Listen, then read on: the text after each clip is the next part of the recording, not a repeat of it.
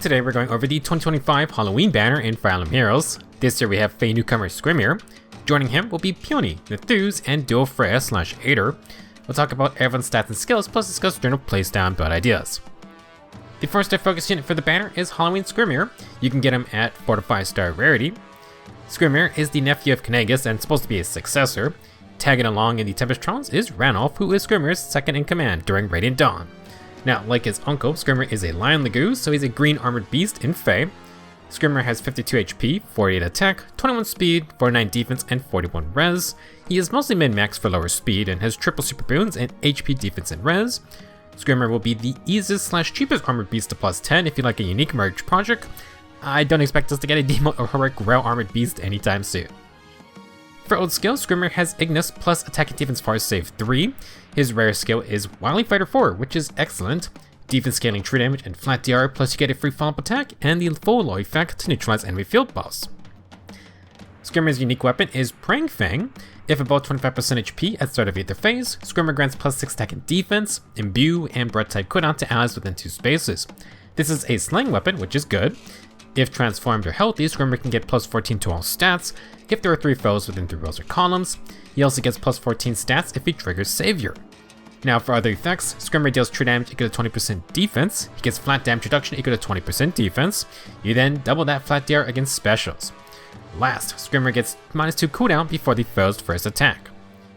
Skrimir has far save because when transformed, he's going to get distant counter. This is a pretty dang good weapon for a 4-star focus unit.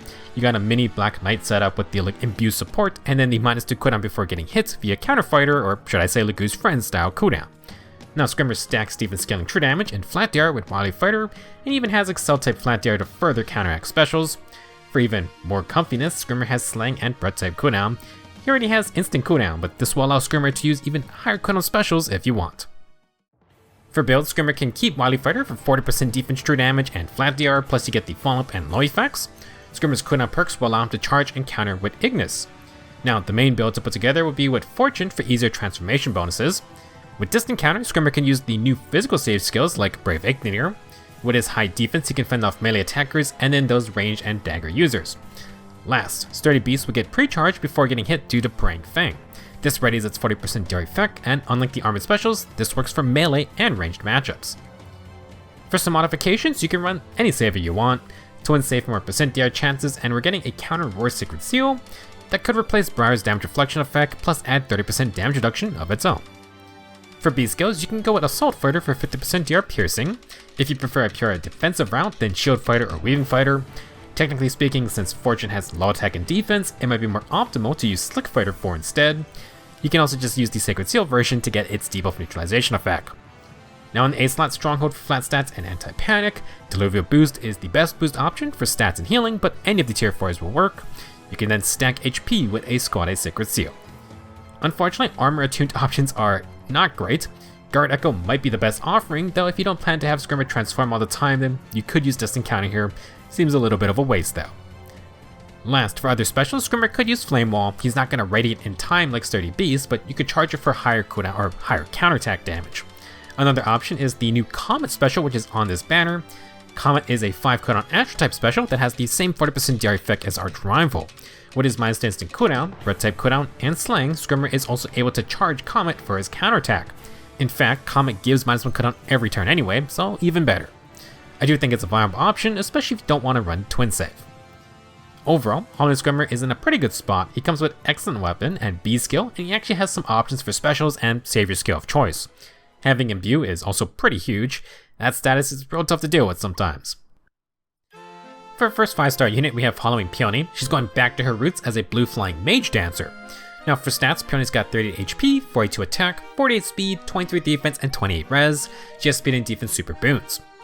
For old skills, Peony has none. She's got 4 new skills / variants. Peony's tome is Spooky Lantern. Each turn she gets Conto 1 to allies within 2 spaces. For allies within 3 rows or columns, Peony gives +5 attack and speed, debuff neutralization, 10 true damage, and heals 7 HP after combat. For herself, Peony's got Conto remaining with minimum Conto 1. She also gets +3 speed. In Comet, Peony can get up to +14 stats if there are 3 allies within 3 rows or columns. Peony then gets 10 true damage and 10 flat DR. Last, she has full enough follow-up effects. So, Peony hands out Kanto 1 without dancing this time and provides stat support plus true damage and healing from long range. Despite her stats, true damage and flat DR, I wouldn't say Peony wants to be fighting anyone really. She can provide some magical damage, but don't expect her to tank many hits. For her unique dance, Pleasant Night, Peony grants another action and re-enables Kanto for her ally. At the same time, Peony grants +5 Field Buffs, Reflex, and Empathy to the ally plus other allies in counter directions of Peony and her target. Peony cannot get these effects herself. Now the +5 Field Buffs with Empathy, it gives more stat support, and Kanto Refreshing can be quite powerful. The big standout though is that Peony is given a Reflex for damage reflection. If you don't have Black Knight or Harmonic Ingrid, then you're missing out on what's been a very powerful status. I can't believe they're just kind of tossing it around, same with Imbue. Either we're just going to have to deal with more damage reflection, or there's going to be some kind of counter coming soon. For her new inheritable B skill, Peony has Defense and Res Cantrip 3. After dancing, inflict -7 defense and res and exposure on the foes in counter directions of the user and target ally. If you want to inherit this skill, Ice Tribe Nails has Res Cantrip 3, and unlike the other tier 4 cantrips, this variant does not inflict sabotage. Instead, you get exposure, which I assume is because this inflicts -7 defense and res debuffs, which equates to more damage, so that's the main focus for this one. If you prefer sabotage, you're going to have to use attack and res or attack and defense cantrip 3 instead. Last new inheritable for Peony is Shadow Shove 4. When using Kanto, enable unit to use Shove. In combat, if near allies, you get +3 to all stats and heal 7 HP after combat. Another Shadow Assist skill is here, although we already have Shadow Smite, which pushes an ally 2 spaces away. Smite is better for, say, setting up a longer range engagement, but I could maybe see Shove being better for formation tanking. You can open up a space without sending the ally just super far away. Now, the main idea for this skill on Peony is to dance, Kanto, then shove an ally. You can of course shove the ally you just danced. For playstyle, unlike the monster legendary Ninian has become, Peony is definitely more of a standard supportive dancer. Her main focuses are stats and damage. You get +5 field buffs, +5 attack and speed, empathy for more stats, and then debuff neutralization. On the other hand, Peony gives 10 true damage and cantrip inflicts exposure for another 10 true damage. You then get the very powerful reflex for damage reflection on counterattacks. For other ways to support the team, you can run flammability skills like Guidance or Orders, you can also run Crux skills for extra stats, and Peony can always use Wings of Mercy to fly on in. For debuffing, without dancing, she could use Speed and Res Shackle. That can also boost Peony's damage if you want her to make attacks. Another interesting option is Silence Ward for -1 instant cooldown and LC Disrupt. If you plan to use Reflex for tanking with your team, then avoiding sweep effects would be a great add-on. I wouldn't bank on Peony being amazing for Comet, but you can just give her any basic attack and speed boosters with low cooldown specials. Magic Light or Resonance can offer DR Piercing if you want to go more premium. If you invest in Res, Peony might be able to activate Ice Wall for % DR, otherwise you're kind of just left with things like Remote Sparrow or Brash Fort for damage reduction. Regardless, Halloween Peony isn't super flashy, but you get a lot of stat support with true damage and reflex. Flying Dancers are also always tricky with their extra mobility. Next up is Halloween Nerthuz. For her 4th ult, Nerthuz completes the color coverage, being a Red Beast Cavalier. For stats, she has 40 HP, 47 attack, 48 speed, 42 defense, and 18 res. Fast as always, though, Nerthuz has shoved all her extra BST into defense this time around. She's got speed and defense super boons as well. For ult skills, Nerthuz has attack and speed excel and the new Gale Force Mist. It's basically just Gale Force with the 40% DR on initiation's effect. Glee of the Land is an interesting weapon. For allies within 3 rows or columns, Nerthuz grants +5 attack and speed, -1 cooldown before attacking, and she gives them a potent follow-up attack. It uses the same speed roll decrease of 25 for checking, but take notice of the potent follow-up X%. That X value is going to change from the norm. Now for Nerthuz herself, she gets +3 speed. If transformed or healthy, Nerthuz can get up to 14 stats if 3 allies are within 3 rows or columns. She deals true damage equal to max special cooldown value times 5, and gets flat DR equal to max special cooldown value times 3. Nerthuz gets -1 cooldown before attacking herself, and she heals HP after combat equal to the flat DR amount. Finally, Nerthuz gets the same potent follow-up effect as her support perk. For this X% value for allies or Nerthuz, this time if the unit cannot make a follow-up or have brave attacks, X is equal to max special cooldown value times 40. Otherwise, X is equal to max special cooldown value times 20. First off, Nerthuz offers attack and speed and preempt pulse support. She then has multiple effects that scale based on her max special cooldown value. Nerthuz's thing has always been trying to use the 5 cooldown specials. With Gale Force Mist and no slaying, this means Nerthuz gets 25 true damage, 15 flat DR, and she heals 15 HP after combat. The potent follow-up also scales with max special cooldown value. If Nerthuz doesn't follow up or have brave attacks, 5 times 40 is 200, but X is still limited to 100% potent follow-up damage. Now, if she can follow up, her third potent hit will be 5 times 20, that's still 100%, so full damage. For allies, you would use their own special cooldown values.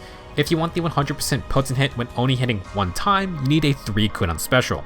2 cooldown specials to get the usual 80% or 40% potent damage. The only time Nerthuz's potent follow-up effect isn't better than normal is if you run a 1 cooldown special. You'd be stuck with a 40% or 20% potent follow-up, which is kinda eh. For her unique B skill, Nerthuz has Moonlit Slumber. It comes with the Fortune effect for easier transformation when near humans, plus instant transformations on turn 1 in Eitr Raid's defense. At the start of turn, Nerthuz gives 50% DR piercing to allies within 2 spaces. She then inflicts speed and defense shackle on closest foes plus anyone nearby. For herself, Nerthuz gets Contour remaining +1, minimum Contour 2. With no conditions, she inflicts -5 to all stats on the foe, gets full enough follow-up effects, deals true damage equal to 20% speed, and gets 20% speed flat DR. Last, Nerthuz has full damage reflection for her next counterattack. High cooldown specials and damage reflection are Nerthuz's staples. Add in reflex for double reflect damage. Now, the easier transformations are nice, and that equals more some extra percent DR and debuffs. Nerthuz hands out DR piercing and inflicts speed and defense shackle to tack on more with her attack and speed buffing. She's getting more true damage and flat DR, and of course, good or no follow-up to make sure she doubles. Nerthuz has a new inheritable C skill, Attack and Speed Bellow. If you're familiar with Insight Hone and Outcry Dull, then Bellow takes after Outcry Dull more. If near allies, grant +6 attack and speed and breath type cooldown.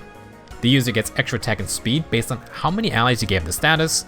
You then deal true damage based on the number of spaces moved by the initiator, up to 8 true damage if they move 4 spaces. Like the other cavalry buffing skills, Bellow is extremely easy to inherit. However, like Outcry Dull, they are locking it to melee calves only. Insight Hone is still good, but these newer variants just get an entire extra true damage portion tacked on. Bellow is also noteworthy because cavalry cooldown options are still not that great. They got momentum, but yeah, that's not much else than that. For playstyle, Nerthuz is going to be providing damage, speed, cooldown, 50% piercing, and potent support. Very nice. She ideally wants to keep Gale Force Mist because A, lower cooldown specials will also directly lower her weapons, true damage, flat DR healing, and the potent percent values. B, Gale Force Mist gives 40% unpierceable DR on initiations now. When transformed, Nerthuz adds 30% regular DR, and she gets tons of flat DR sources, including Excel. For damage, Nerthuz has 3 true damage sources, and she wants to tank a hit to reflect back the damage. If she does outspeed, she will get 3 full damage attacks thanks to Potent.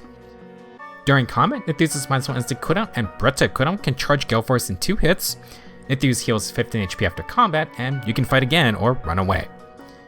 For the most part, I wouldn't change anything in her base kit. While you can get breath type cooldown from like the Wild Aid skill, Bellow works just fine, plus it's more attack and speed buffing. Nerthuz can use Dark Beast Force or Preempt Screech for feud effects. There is also Beast Threaten for Panic, Defense debuffs, and Times Pulse. Some really neat skill options, but I think Excel plus Bellow as a base kit works just fine.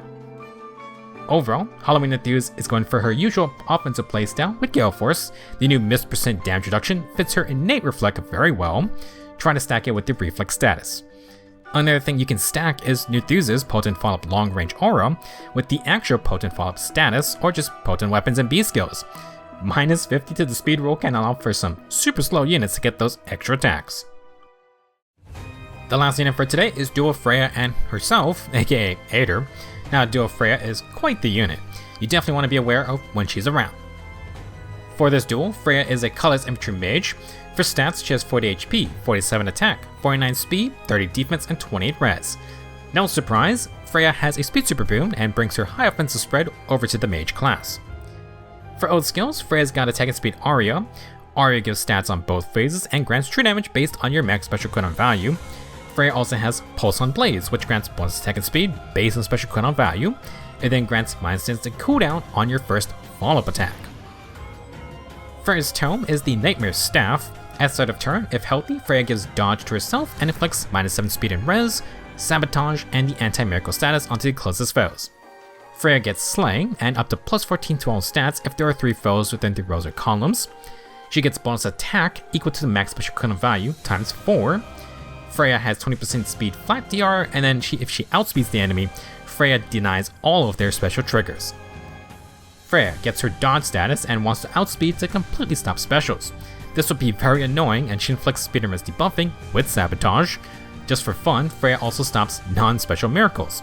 She gets a lot of stats at flat DR. Instead of true damage, Freyja gets bonus attack. This will be important for later. For her unique B skill, Haunting Choker, Freyja debuffs foes within 3 rows or columns. Those enemies take -5 to all stats. They get affected by 50% DR piercing, and last, Freyja shares her field buff stealing mechanic. For each field buff on the enemy, Freyja inflicts an in-combat debuff to counteract it. At the same time, she grants her team in-combat buffs of the same values. Now for Comet, Freyja will have full enough follow-up effects to go with her speed, and she heals 7 HP after combat. Freyja inflicts speed and res debuffs equal to X times 4 on the foe. She gets percent DR equal to X times 20%, and then flat DR equal to X times 3. This X value is the number of statuses on the enemy, good or bad. If they have 3 statuses, Freyja maxes out at -12 speed and res, 60% damage reduction, and 9 flat DR. Oh dear. To summarize, Freyja provides long range support for -5 stats, 50% piercing, and her ability to counteract enemy field buffs. If the foe has 3 statuses of any kind, Freyja gets more debuffs, more percent DR, and more flat DR. I don't know about you, but it's pretty hard to not have 3 statuses from most modern units. Good luck trying to turn those off somehow. Ironically, Freyja can help with that. For their dual skill, Freyja and Eitr remove 2 positive statuses from the enemy within 5 rows or columns. She replaces them with Frozen and Discord. Similar to Attune Micaiah, Freyja removes the 2 statuses at the top of the list where you check on a unit. To be completely honest, I have no idea what 2 statuses are always at the top for bonuses. I know for penalties, it's Panic and Exposure. Unless they're the top 2 statuses, you can protect your other ones by stacking more on top of that, but then Freyja's gonna punish you with her B skill. That doesn't really matter though, because Freyja's inflicting Frozen and Discord anyway. Now I wouldn't say Freyja is stacking defense despite her stat advantages, but Frozen does have a default +10/-10 to the speed roll effect. This basically just means it's gonna be tougher to double and not get doubled by Freyja. If you're a low defense squishy unit, then you might be screwed. Important distinction, speed roll changes like Frozen aren't the same as comparing speed stats. Freyja's no special effect and dodge use a speed stat comparison.